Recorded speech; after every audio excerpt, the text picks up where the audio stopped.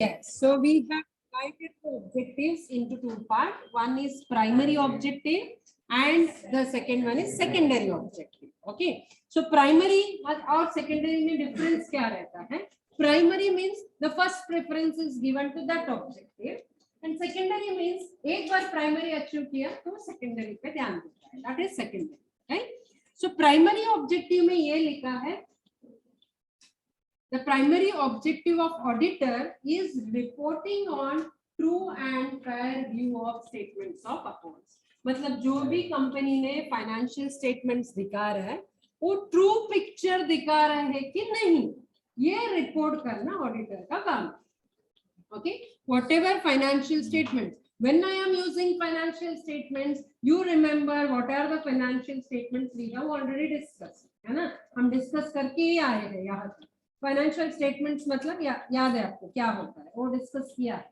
सो वो true picture दिखा रहे हैं कि नहीं, उसका रिपोर्ट करना ऑडिटर का प्राइमरी ऑब्जेक्टिव है. ओके, सो व्हेन वी से true and fair view of financial statement, what exactly it indicates in detail we will discuss. Before that, coming to secondary objective. The secondary objective written over here, there are two objectives. One is detection and prevention of errors and detection and prevention of frauds.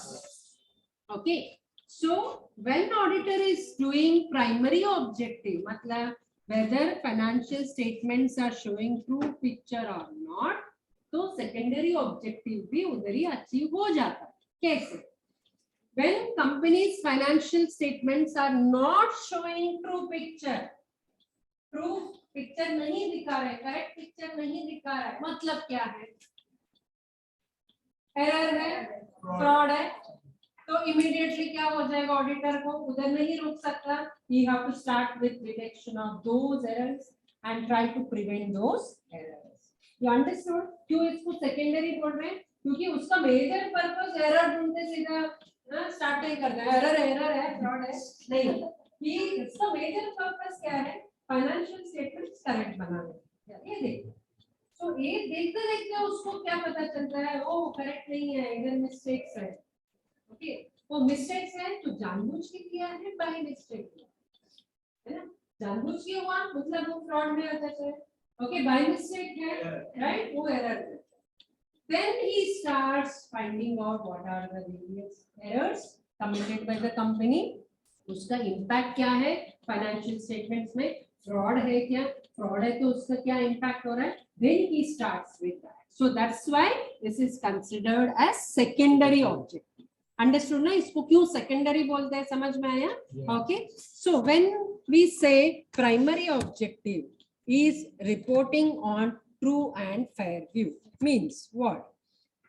So he have to express his opinion, है ना? मैंने पहले ही बताया था, auditor will express his opinion only. He cannot give conclusion. He can express his opinion only. How he is expressing his opinion? By preparing reports, है ना? By preparing reports. So he have to express his opinion on, first of all, balance sheet. क्या बोल के express करना है? Whether it shows true financial position. क्योंकि balance sheet क्या दिखाता है? फाइनेंशियल पोजीशन दिखाता है, लेकिन ट्रू फाइनेंशियल पोजीशन दिखा रहा है क्या? दैट इज द फर्स्ट, वो चेक करें. Second, profit and loss account क्या दिखाता है? Profit and loss account, profit और लॉस, लेकिन अगेन ट्रू प्रॉफिट और लॉस दिखा रहा है क्या? है ना? कंपनी कभी भी बढ़ा चढ़ा के प्रॉफिट ज्यादा दिखा सकता है, या प्रॉफिट की जगह लॉस भी कभी कभी दिखाता है. आगे जाके हम डिस्कस करेंगे इसके बारे में, लॉस क्यों दिखाएंगे, है ना? So that we will discuss. So whether it is showing true profit और लॉस. ओके, ये दो हो गया. सिर्फ ये दो चीज नहीं है, ऑल द स्टेटमेंट्स रेडी है, कंपनी के पास रेडी है, but it has to be prepared according to. सिर्फ एरर है, फ्रॉड है, ये नहीं है. जब स्टेटमेंट्स बनाते हैं, कंपनीज एक्ट फॉलो किया है क्या? That auditor will check. Along with that, yes, accounting standards and principles, है ना? भगवत गीता में बोली थी ना, अकाउंटिंग का कुरान बाइबल क्या है? Standards, principles. सो वो फॉलो किया है कि नहीं कंपनी, ये सब जब चेक करता है, that is his primary objective. Am I clear? So जब प्राइमरी ऑब्जेक्टिव मतलब auditor is of course checking whether financial statements are showing true picture, but उसको हम जब डिवाइड करेंगे, हम 4 पार्ट में किया, बैलेंस शीट सही पिक्चर, फाइनेंशियल पोजीशन दिखा रहा है क्या, profit and loss account true profit दिखा रहा है क्या, सारे स्टेटमेंट्स कंपनीज के एक्ट के हिसाब से बनाया है क्या, और अकाउंटिंग स्टैंडर्ड्स प्रिंसिपल्स फॉलो किया है क्या. So when he checks all these things, that is his primary. Start वहां से करता है. Okay. So ये होने के बाद समझो, if any of these statements, say for example profit and loss account, उसने देखा कि true profit नहीं दिखाया, मतलब क्या है, he will start with his secondary objective, है ना. What is secondary objective? That is detection and prevention of error and fraud. Okay. इसके लिए हम इसको incidental objective भी बोलते हैं. What is incidental objective? Automatic, by chance हो रहा है वो objective. कैसे? जब उसका main intention क्या था? Checking that whether financial statement is showing true picture or not. जब true picture नहीं है पता चला, तब automatically क्या करना पड़ेगा उसको? You have to detect what? Errors and frauds. So that's why these objectives are also called as incidental. Primary objective achieve करते करते secondary objective भी achieve. Okay. So detection and errors and detection of errors and frauds. So you have to check carefully the transactions so that if there are any accounting errors, they can be detected. Okay. Now errors frauds की जब बात आया, हमें अभी errors क्या है, frauds क्या है, थोड़ा डिटेल में डिस्कस करना पड़ेगा. ओके. तो लेकिन मुद्दे पे रहो, हमारा मुद्दा उधर ही, हम लोग ऑब्जेक्टिव्स में ही है. अभी हम सेकेंडरी ऑब्जेक्टिव को डिटेल में डिस्कस कर रहे हैं. तो secondary objectives detection and prevention of error and fraud. But जब एरर्स फ्रॉड्स बोल रहे हैं, एरर्स क्या है, क्या क्या टाइप का एरर हो सकता है, ये हम थोड़ा डिस्कस करेंगे. ठीक है. So what are errors? Mistakes done unintentionally. Can we say like that? Yes. So the mistakes done unintentionally, we call it as errors. Okay. So देखो, error में भी, mistakes में भी कितना varieties का mistakes हो सकता है. Okay. Mistakes में भी, because being an auditor, कल को जाके आप auditor बनोगे, तो एरर ढूंढना है, तो क्या टाइप का एरर हो सकता है आपको दिमाग में रहना चाहिए ना. जैसे मर्डर का सिचुएशन है, मर्डर का केस है, आप एनालिसिस करने जा रहे हो, क्या टाइप का मर्डर हो सकता है आपको पता रहना चाहिए वो सिचुएशन. तो ही आप, अच्छा ऐसा हुआ रहेगा, नहीं ऐसा पीछे से आके मारा रहेगा, नहीं ये ऐसा हुआ रहेगा, तो यू कैन एनालाइज, है ना. या हैंड किया रहेगा, या ऐसा गला घोट के मारा रहेगा, ये सब आपको टाइप्स ऑफ मर्डर पता है, तो आप एग्जैक्टली एनालिसिस कर सकते हैं. सो वैसे ही ऑडिटर को, if he knows what type of error can happen, so then he can exactly detect कौन सा एरर हुआ है, कौन सा एरर हुआ है पता चलेगा, तो उसका इम्पैक्ट क्या है ना, उसको प्रिवेंट कर सकते हैं क्या, कितना जगह पे असर पड़ रहा है, तो ये सारे आगे चेक कर सकते हैं. ओके. सो एरर्स को हम दो टाइप में डिवाइड किया है बेसिकली. कौन कौन सा है, error of principle and clerical error. Principle में आगे कुछ नहीं है, ब्रांचेस नहीं है, क्लेरिकल एरर में बहुत सारे. ओके. ये दोनों का मेजर डिफरेंस क्या है मैं आपको बताती हूँ. जब कंपनी अकाउंटिंग करते वक्त बेसिक प्रिंसिपल फॉलो नहीं किया, एंट्री करते वक्त basic principle of accounting follow नहीं किया, तो वो error of principle. Okay. Clerical error means recording हो रहा है, प्रिंसिपल भी पता है अकाउंटेंट को, एंट्री कर रहा है, लेकिन मिस्टेक्स कर रहा है एंट्री करते हैं. Okay. I'll give you some more detail on this. Okay. Coming to error of principle. ये टेबल लिखने के लिए मैं टाइम दूंगी बाद में. Okay. Just now we will discuss. Coming to error of principle. So basic principles of accounting not observed. Okay. Basic principles आपको पता है कौन सा डेबिट होना चाहिए, कौन सा क्रेडिट होना चाहिए, है ना. कब डेबिट होता है, कब क्रेडिट होता है. There are some basic principles. Okay. आप ये नहीं बोल सकते मेरा कंपनी है, कैश आ रहा है तो मैं उसको डेबिट व्हाट कम्स इन, है ना, एक्चुअली डेबिट होना चाहिए, नहीं मैं क्रेडिट कर लूंगा. Can you say like that? No. You have to follow the basic principle. Whenever cash is there, there is a principle of real account. And a debit what comes in, credit what goes out. So हमेशा का पैसा आता है, debit करते हो उसको, right? You cannot do credit over there. जो गलती से अकाउंटेंट ने कैश को क्रेडिट कर दिया, so that is an error of principle. Okay, basic principles follow नहीं, डेबिट क्रेडिट का प्रिंसिपल फॉलो नहीं किया, तो इससे क्या क्या हो जाएगा? I'll just show you some examples over here. Okay, some of the examples. See, हाँ, डेबिट व्हाट कम्स इन, मतलब क्या अंदर आ रहा है कंपनी को उसको डेबिट करो, क्या बाहर जा रहा है कंपनी से उसको क्रेडिट करो, that is the meaning of that. Yes, हाँ, हाँ, हाँ, क्रेडिट डेबिट व्हाट, हाँ, डेबिटेड फ्रॉम योर अकाउंट. हाँ, whenever someone transfers money, but उसके वास्ते है ना. हाँ, so आपका अकाउंट में क्या हो रहा है वो बता रहे है ना, आपका अकाउंट में पैसा क्रेडिट हुआ बोल के है ना, your in your account money is credited. Okay, so वो टाइम credited मतलब क्या, कैश आया बोल. Okay, हाँ, तो पॉइंट है बड़ा समझे नहीं. Okay. So in that way you are thinking account case subset. Okay.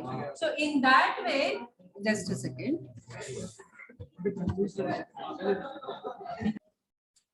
So one example here is given. What is that? Treating revenue expenditure as capital expenditure. आपने FA में पढ़ा रहेगा. I don't know online में कितने पढ़े हो, लेकिन पढ़ा रहेगा. कैपिटल एक्सपेंडिचर, रेवेन्यू एक्सपेंडिचर बोल के हम एक्सपेंडिचर्स को डिवाइड करते हैं, है ना. और कहीं तो सुना है ना, ऐसा लग रहा है ना. तो क्या होता है एग्जैक्टली, क्यों डिवाइड करते हैं? What is capital expenditure? Anyone knowing quickly what is capital expenditure? पता है? Capital expenditure, anyone, any idea? Revenue expenditure, capital expenditure. Okay, I'll give you one example. Maybe you may recall, है ना, Sakshat, you may recall. Let's see. If a company buys a machinery for rupees 10 lakh, it is an expense. Okay, that is one example. Or an example, if a company pays wages to Mr. A, rupees 10,000. Which is capital, which is revenue? Wages पहले में भी wages पे किया 10,000. Wages is revenue. First one is capital. Correct. Absolutely right. Why this is capital? Because it is there for a longer time. है ना, longer time. And जो wages है ऐसा नहीं एक बार wage पे किया अभी 10 साल तू काम करेगा, ऐसा है? एक बार 10,000 दिया हो गया काम, नहीं. You have to pay it again and again. Whenever work is happening, you have to pay it again and again. Recurring in nature बोलते हैं. ऑफिस पे करना. देखो अकाउंटिंग एंड ऑडिटिंग में बहुत रिलेशन है. हम लोग डिस्कस करेंगे तो अकाउंटिंग के साथ ही डिस्कस करना है, ऑडिटिंग को अलग नहीं रख सकते. ओके, तो कैपिटल क्या एक्सपेंडिचर है, रेवेन्यू एक्सपेंडिचर क्या है, क्लियर हो गया ना, पक्का. सो कैपिटल एक्सपेंडिचर का इंपैक्ट कहाँ होता है? इधर क्या हो गया, पहला केस में मशीनरी आया ना बच्चों, मशीनरी आया, गया क्या बाहर? नहीं, ये छोड़, ये एग्जांपल छोड़, पहले वाले में मशीनरी आया, मशीनरी मुफ्त में देगा, मेरा मामा है. हाँ, पैसा तो देना है, राइट, पैसा तो देना है. हाँ, so machinery is coming in, cash is going out. Okay, correct. हाँ, सो कैश और मशीनरी क्या है, वो दोनों एसेट है. इम्पैक्ट कहाँ जाएगा फिर? बैलेंस शीट में. एसेट का इम्पैक्ट दिखता किधर है? बैलेंस शीट में, करेक्ट ना. सो इसका इम्पैक्ट, डायरेक्ट इफेक्ट कहाँ हो रहा है? Balance sheet. वही रेवेन्यू एक्सपेंडिचर जो सेकंड आपने बोला, क्या पे किया था? Wages. It is an expense. वो कौन सा अकाउंट में जाता है? Profit and loss. करेक्ट ना, ये क्लियर, यहाँ तक क्लियर। अभी अकाउंटेंट ने क्या किया, जो कैपिटल एक्सपेंडिचर बोल के ट्रीट करना था उसको रेवेन्यू एक्सपेंडिचर बोल के ट्रीट किया, जानबूझ के नहीं, by mistake. Now what is the impact? Impact क्या होगा, जो कैपिटल एक्सपेंडिचर बोल के ट्रीट करना था उसको रेवेन्यू एक्सपेंडिचर बोल के ट्रीट किया, मतलब जो बैलेंस शीट में रिकॉर्ड होना चाहिए था वो क्या कर रहा है, प्रॉफिट एंड लॉस अकाउंट में रिकॉर्ड कर रहा है। Impact is shown in profit and loss account, but actually final profit में कुछ ज्यादा इम्पैक्ट नहीं होगा, फाइनल बैलेंस शीट में इम्पैक्ट नहीं होगा, but problem is principle is taken wrongly, accounting principle is taken wrongly. You understood now? So that is one example. See, treated revenue expenditure as capital expenditure या उल्टा, capital expenditure को अब जब revenue treat करते हो, audit accountant is not following the basic accounting principle. ये auditor को find out करना रहता है किधर गलती हुआ है, कौन सा टाइप का गलती हुआ है। तो ऐसा टाइप का गलती को हम कौन सा गलती बोलते हैं, error of principle. Okay, error of principle. Yeah, for example, omission of provision of depreciation. Depreciation charge करना है बोल के दिया है, प्रिंसिपल बोलते हैं अकाउंटिंग प्रिंसिपल कि you have to charge the depreciation. कितना इतना depreciation, उसने चार्ज ही नहीं किया, by mistake. So again, that is a error of principle because accounting principle बोलते हैं every year depreciation has to be charged on all the assets. If it is not charged, then that is an error of principle. But इसका problem क्या है, ऐसे errors है, तो the problem is it is having no effect on trial balance.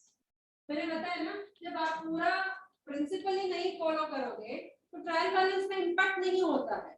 मतलब आप balance sheet की जगह P&L अकाउंट में रिकॉर्ड करोगे या P&L की जगह बैलेंस शीट में रिकॉर्ड करोगे, रिकॉर्ड तो हुआ है लेकिन ट्रायल बैलेंस में इसका इफेक्ट नहीं दिखेगा। ट्रायल बैलेंस मतलब पता है ना आपको, जो जर्नल लेडजर से बनता है ना, सारे बैलेंसेस हम लेकर जाके उधर डालते हैं, उसको ट्रायल बैलेंस बोलते हैं। ओके, याद नहीं है ट्रायल बैलेंस? सी आफ्टर लेडजर ना ट्रायल बैलेंस बोल के बनाते हैं। क्या होता है वो, लेडजर अकाउंट में सारे छोटे छोटे अकाउंट्स रहता है, मशीनरी अकाउंट और कैश अकाउंट, बिल्डिंग अकाउंट, इसमें जो बैलेंस बचता है ना मशीनरी में, बाई बैलेंस ड्रॉडाउन या टू बैलेंस है, वो बैलेंस को हम किधर डालते हैं, ट्रायल बैलेंस, और ट्रायल बैलेंस से किधर जाता है वो, बैलेंस शीट में या प्रॉफिट एंड लॉस जाता है, राइट।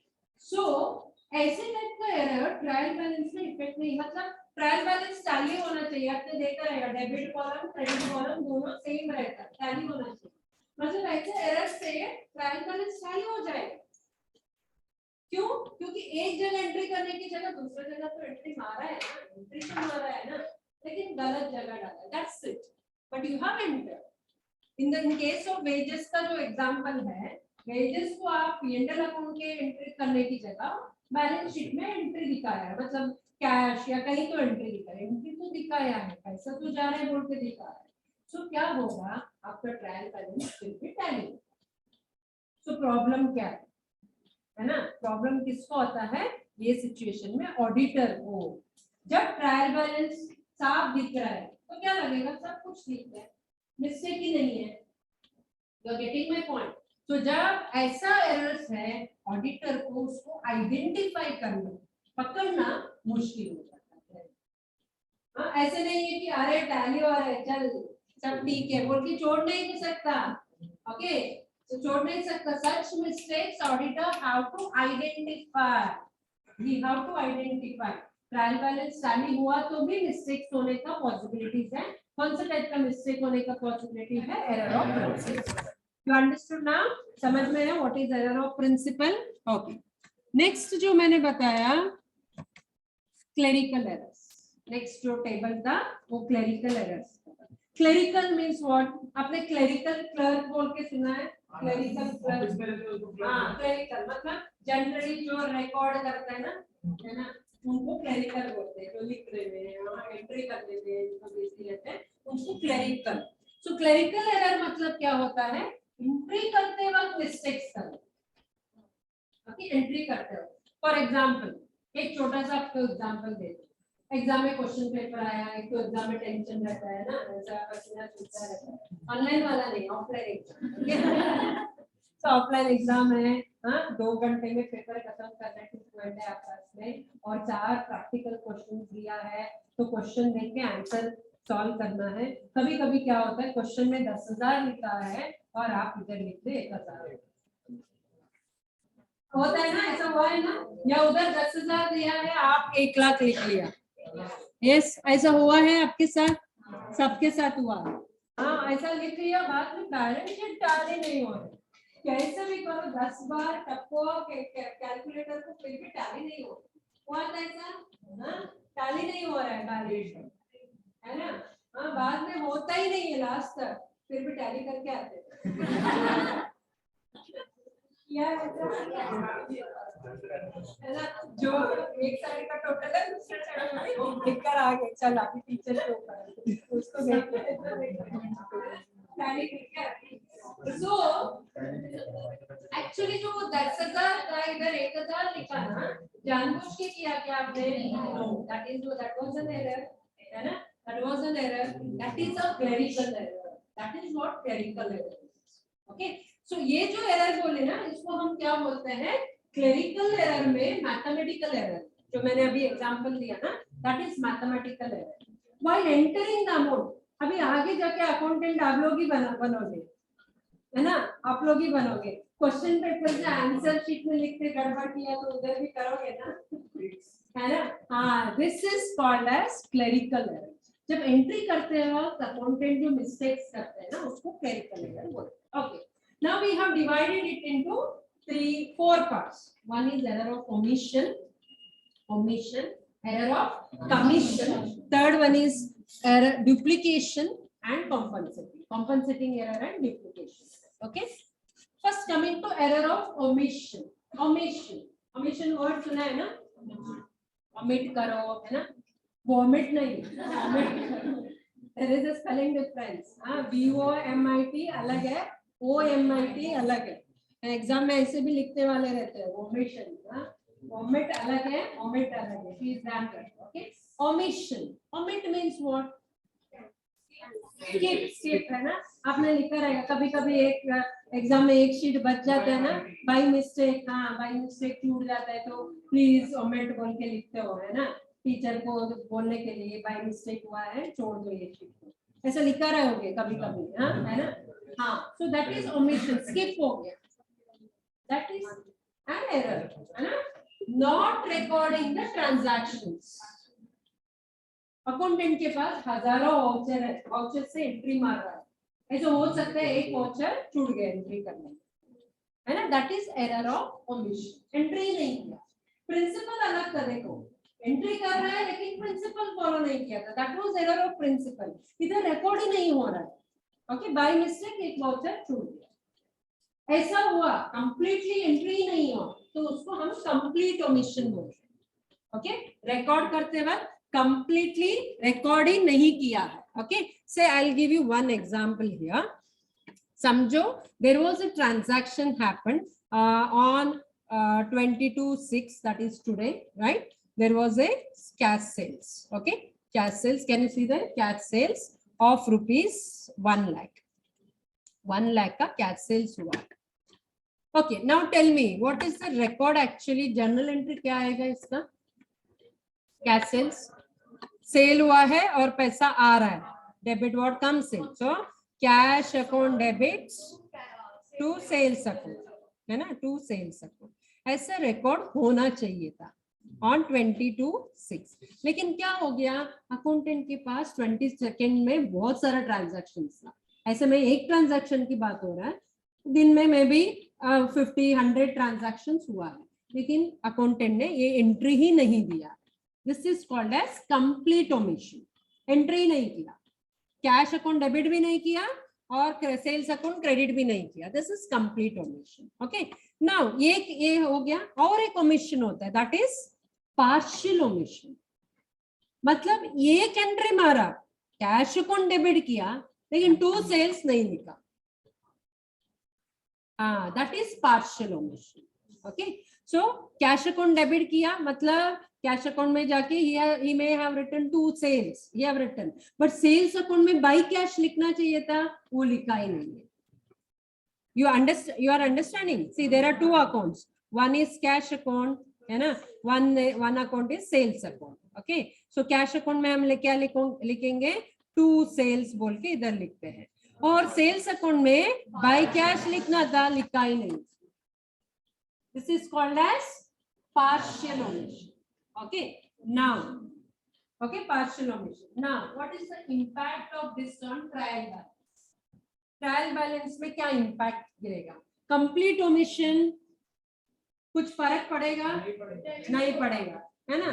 Complete omission मतलब आप डेबिट भी नहीं किया, क्रेडिट भी नहीं किया, दोनों अकाउंट कुछ नहीं किया, तो कुछ इफेक्ट नहीं पड़ेगा ट्रायल बैलेंस में. थोड़ा खतरनाक है ना? फाइंड आउट करना ऑडिटर को मुश्किल होता है. पार्शियल ओमिशन, यस, इफेक्ट गिरेगा. क्यों बोलो? आप कैश अकाउंट में 2 सेल्स लिखा, मतलब कैश अकाउंट बढ़ाया, लेकिन सेल्स अकाउंट भी बढ़ाना चाहिए, है ना? लेकिन वो बढ़ाया नहीं, तो क्या हो गया? ऐसा हो जाएगा ट्रायल बैलेंस, है ना? ऐसे होने की जगह ऐसा हो जाएगा. तो ऐसा एरर्स को पकड़ना ऑडिटर को इजी हो जाएगा, क्योंकि ऑडिटर जब ट्रायल बैलेंस टोटल करेगा ना, वो पता चलेगा देयर इज सम मिस्टेक, है ना? There is some mistake. ये जोल नहीं है, ये एरर है, अनइंटेंशनली हुआ. फ्रॉड है तो जोल होता है, ये अनइंटेंशनली हुआ. ठीक है? So there is some mistake, क्योंकि टैली नहीं हो रहा है, 1000 का फर्क गिर रहा है ना? सॉरी 1 लाख का फर्क गिर रहा है. So then we will try to identify where that mistake has happened. Okay, you understood what is error of omission? Clear?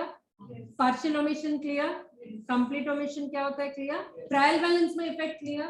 Yes. Okay. क्यों हम ट्रायल बैलेंस का इफेक्ट स्टडी कर रहे हैं? क्योंकि ऑडिटर पॉइंट ऑफ व्यू से जब भी ट्रायल बैलेंस में उसका इफेक्ट रहेगा तो ऑडिटर को थोड़ा इजी रहेगा, क्योंकि जब ट्रायल बैलेंस टैली नहीं होगा, जैसे मैं बैलेंस शीट का बात किया आप लोग का एग्जाम में, समझो कविता ने सिंसियर होके बैलेंस शीट टैली नहीं हुआ, जितना टोटल आया उतना ही लिख के आई, तो एज ए टीचर मुझे इजी आइडेंटिफाई करना, ओ कविता इधर मिस्टेक हुआ, क्योंकि एक जगह एसेट साइड में अलग टोटल है, लायबिलिटी साइड में अलग टोटल है, I can easily identify.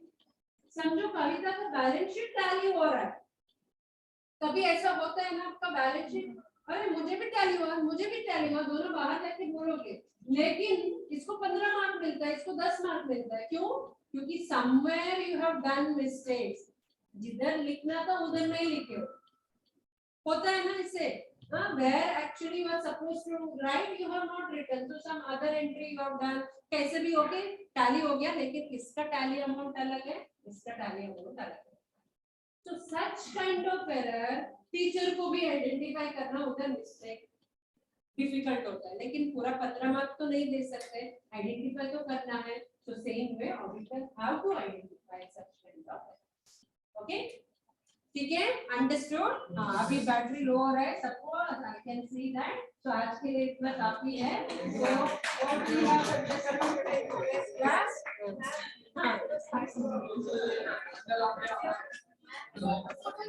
Okay, एक मिनट.